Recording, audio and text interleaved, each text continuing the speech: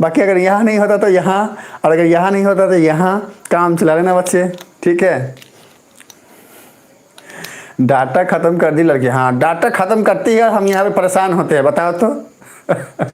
Okay चलो अब हम स्टार्ट करते हैं। अब सारे के सारे इधर आ जाओ। देखो सुनो बच्चे, ऑब्जर्वेशन हमारी यही है, हमें क्वेश्चन में यही बोल रहा है कि भाई हमारा एक पोल है ए बी, ठीक है, जिसका हाइट है 6 मीटर और ये शैडो बना रहा है BC 4 मीटर का, ठीक है ना। और हमारा एक टावर है क्या D, और इसका शैडो क्या है 28 मीटर लेंथ है। तो हाइट क्या होगा ये हमें पूछ रहा है। आप देखो सुनो ध्यान से सुनो बच्चे, देखो क्योंकि हमारा जो सन का लाइट का रे है ना, वो एक ही टाइम में, सेम टाइम में ये भी जो एंगल बना रहा है ना थीटा, ये भी सेम एंगल बनाएगा थीटा।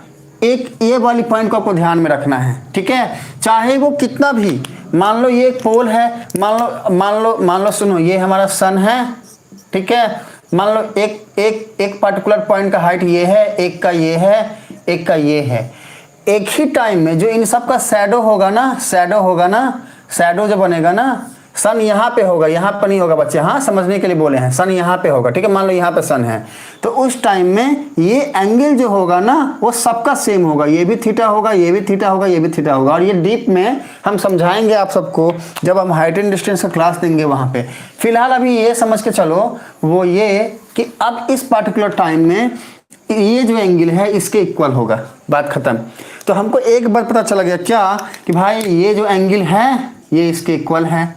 अच्छा अब दूसरी बात देखो कि हम जानते हैं कि ये हमारा ग्राउंड है। अरे भाई शैडो जो है हवा में तो बनता नहीं है, ग्राउंड में ही बनता है, हाँ नीचे जमीन पे बनता है।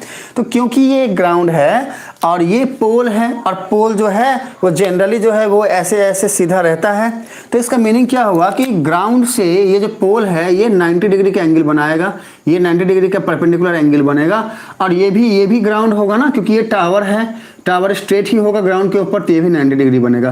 तो हमने क्या देखा कि भाई ये एंगल इसके इक्वल है और ये वाला एंगल जो है वो इसके इक्वल है, ये हमने देखा, ऑब्जर्व किया। तो हम क्या लिखेंगे, हम लिखेंगे क्या, हम लिखेंगे कि भैया ये जो ट्रायंगल है ना ABC, ये सिमिलर होगा ट्रायंगल DEF के। हम यहाँ पे लिखेंगे क्या कि बाय डायग्राम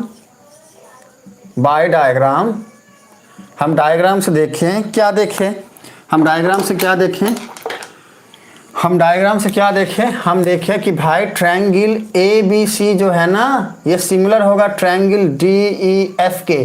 कैसे होगा सिमिलर, तो यहाँ पर आप लिखोगे, या फिर एक काम करो ना, बाय डायग्राम पहले एक चीज़ लिख लो क्या कि भाई एंगल जो A है, एंगल A जो है ये इक्वल है एंगल D के, लिख दो। पहला पॉइंट ये हो गया। And the second point is कि एंगल B जो है ये इक्वल होगा एंगल E के। तो देखो सुनो ऑब्जर्वेशन क्या आई, सारे बच्चे यहाँ पे आओ, यहाँ पे आओ, हाँ अरे आओ ना रे यहाँ पे, समझ लो नहीं इसको, देखो समझो तो आओ यहाँ पे, देखो सुनो, हाँ डरना मत बच्चा, हाँ डरना मत। सर जी इतना कर्कश आवाज में क्यों बोल रहे, मधुर आवाज कहाँ गया आपका। तो बच्चा हमको माफ़ी दे दो, हम बोल रहे प्यार से कि आइए बच्चे इधर आइए।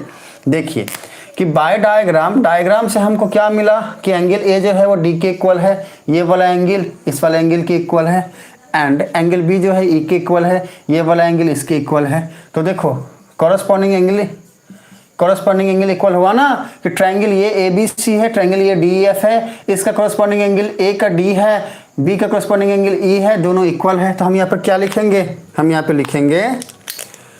पे क्या लिखेंगे कि देयरफॉर ट्रायंगल ABC ये सिमिलर होगा ट्रायंगल DEF के। कैसे, क्राइटेरिया क्या है, बाय डबल A, मतलब एंगल सिमिलैरिटी क्राइटेरिया। तो यहां से हमारी ऑब्जर्वेशन क्या आई, ये दोनों ट्रायंगल क्या है, सिमिलर है। तब हम क्या लिख सकते हैं, देखो ध्यान से, अब यहां से हम क्या लिख सकते हैं, हम यहां से लिख सकते हैं ना कि भाई अगर दोनों ट्रायंगल सिमिलर है तो क्रॉसपोंडिंग साइड्स के रेशियो भी क्या होंगे, इक्वल होंगे। तो हम लिख सकते हैं ना AB by D, therefore AB by D equals to BC by EF equals to AC by DF। ये हम लिख सकते हैं AC बाई DF, ये हम लिख सकते हैं। इससे हम ये लिख सकते हैं बच्चा, देखो सुनो, ये लिख सकते हैं ना इससे, ठीक है।